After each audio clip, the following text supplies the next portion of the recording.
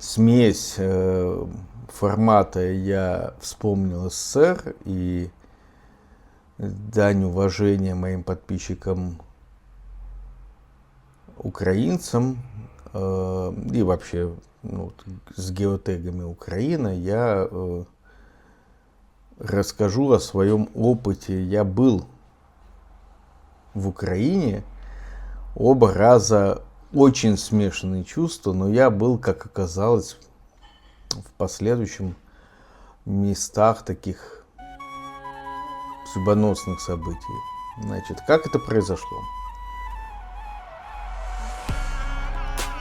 Познакомился абсолютно случайно в Краснодаре, совершенно случайно с девушкой. На улице заговорили, проскочила искра, как-то мы так очень, в общем, любили друг друга, завертелся роман, и это был, по-моему, 2004 год. О, господи, 94 год. 1994 год. Вот, у нас было прекрасное лето, которое мы провели вместе. И в конце августа 1994 года девушка говорит, что ей нужно ехать учиться.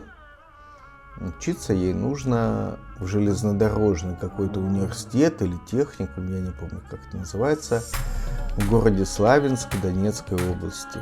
Тот самый Славянск, который потом прогремел. Ну, для меня это, конечно, было...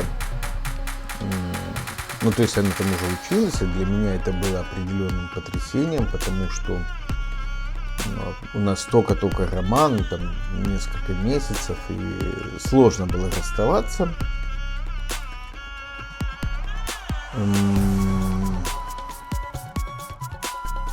Я пошел ее в августе, насколько помню, или начало сентября, провожать на поезд. По-моему, это поезд, который шел Новороссийск-Санкт-Петербург, но он шел через Украину. Тогда еще можно было так ездить. В общем, я сел в этот поезд, и... Нет, я пошел вещи занести, но у нас такая была любовь и все такое. И она мне предложила, или я предложил ее проводить, в 94 год, проводить ее до Ростова-на-Дону. Молодой, наверное, все-таки еще август, раз у меня занятий не было. Молодой, любовь. И тогда, видимо, в поезде можно было ехать без билета. Или какую-то денежку я отдал. Потому что у меня в кармане денег вот просто погулять. В общем, я на одной полке с ней расположился. Поцелуйчики, все такое. Ничего такого порнографического, просто вот не могли расстаться. И что-то мы ночью доезжаем, поезд вечером отправлялся, ночью мы доезжаем до Ростова-на-Дону, Ростов главный. Она говорит, что ночь, выходить куда-то, что-то, поехали дальше. И я вот так вот совершенно с паспортом гражданина Советского Союза, без билета, визы тогда были не нужны никакие, я доехал до Славянска Донецкой области. Просто так, интуитивно. В чем был? Ехали, наверное, мы сутки. Доехали. Значит, что мне бросилось в 94 году? Во-первых, то, что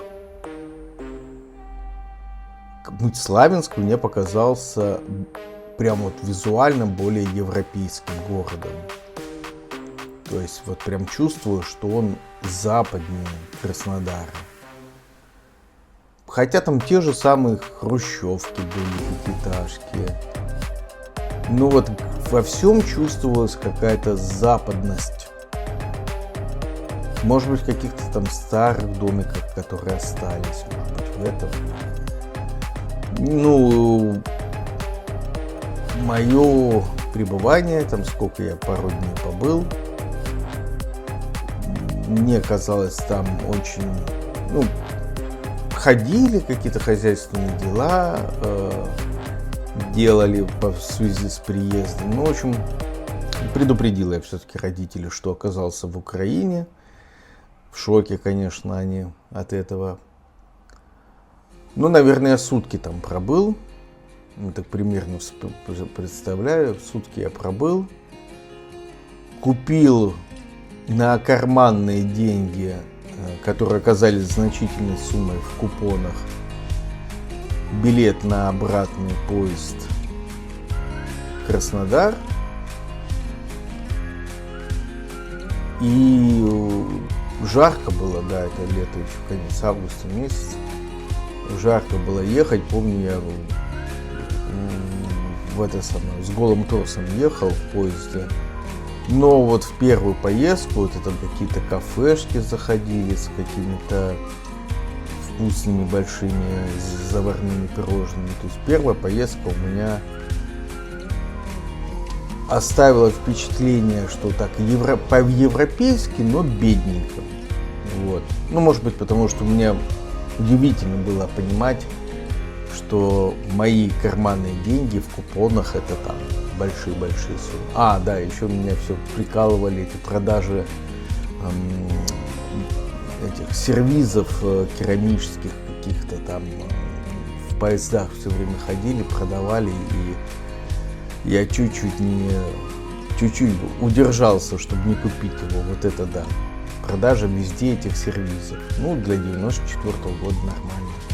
Наверное, ими выдавали зарплату. Проходит время. В сентябре у меня, этого же года аппендицит вырезают. Девушка приезжает, переживает, вроде у нас такие хорошие любовные отношения. То есть она приехала узнать, все ли со мной хорошо. Через месяц я такой думаю, классно. Для молодого человека это очень важно, чтобы она приехала посопереживать мне. Все-таки не ближний свет. И, по-моему, в этом же году, но в ноябре, мама вот той моей девушки, которая училась в Славянске, а еще я помню, едешь вот уже во вторую поездку зимой, ну, потому что в ноябре уже там холодно, едешь вот эти вот Тереконы, Краматорск, по-моему, проезжаешь. Я так не доехал до Донецка. Или я его проехал, я не помню. Ну, по-моему, в самом Донецке я не был. Суть в том, что в ноябре месяце ее мама попросила меня привезти ей продукты из Краснодара в Донецк, в смысле в Славянск в Донецкой области, потому что это было выгоднее. Ну и плюс у нее был день рождения. И вот я поехал, нагруженный рюкзак нагружен всякими продуктами, в основном колбасы, какое-то мясо, какие-то там сыры, ну что мама может передать, в виде курьера был. Вот, ехал, приехал в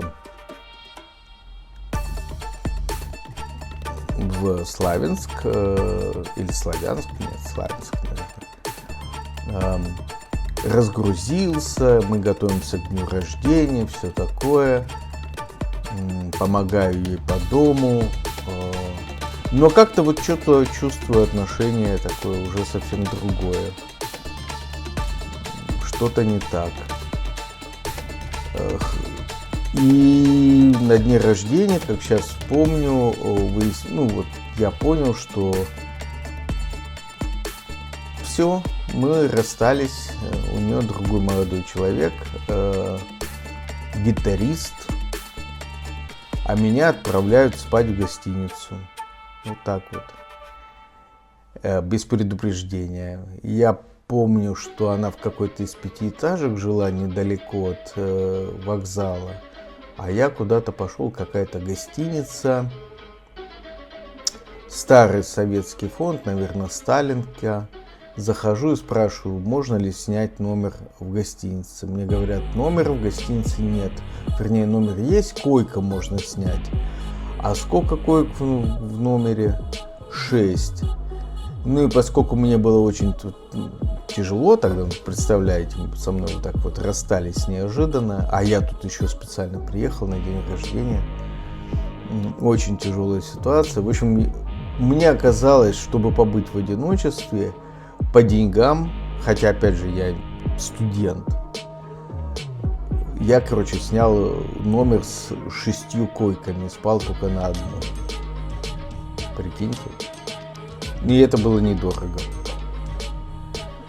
И вот вторая поездка, ноябрьская, да, вот так все там слякотно, дождливо, какой-то снежок выпал. И, конечно, тяжелые воспоминания от второй поездки зимней, осенне-зимней.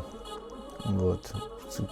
Как сейчас помню, сижу на на подоконнике этого номера, куда-то на улицу смотрю, там еще листья опадают, снежок идет. И этот самый, да, и курил я уже тогда. Вот, но я не курю 16 лет, а тогда еще курил. Вот, такие вот у меня воспоминания славянские во вторую поездку. Ну и уезжал я, соответственно, совсем в других чувствах, очень расстроенный. В качестве резюме, сам город мне понравился, хоть он, казалось бы, такой советский, но все равно в нем чувствуется вот такая вот, что это Запад, что это Европа. Ну а с этой девушкой у нас знакомство уже, теперь так скажем, продолжилось еще 6 лет. Но закончилось так же неожиданно, как и наша любовь. Вот такие воспоминания. Извините, что у вас такое воспоминание об Украине. Но неожиданные поездки в этот город. Кто бы знал, что я потом буду вспоминать об этом через столько лет. Все равно положительное впечатление, несмотря на мою личную трагедию. Положительное впечатление он у меня оставил. Честно, с людьми я не очень общался тогда, потому что, сами понимаете, любовь, расставание, не до этого мне было, чтобы еще какое-то впечатление о людях сложить.